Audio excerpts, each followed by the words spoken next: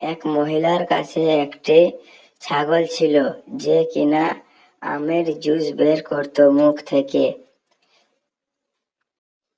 আর সেই জুস নিয়ে মহিলা বাজারে বিক্রি করত, আর সেই পয়সা দিয়ে মহিলা খুব বড়লোক হয়ে গেল।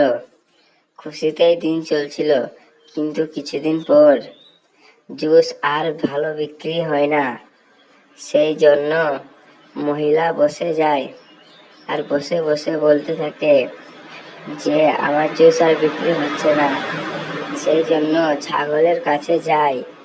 ছাগলের কাছে গিয়ে সে ছাগলকে আমের জুস বাদ দিয়ে তরমুজের জুস বের করতে বলে, কিন্তু ছাগল তা পারবে না।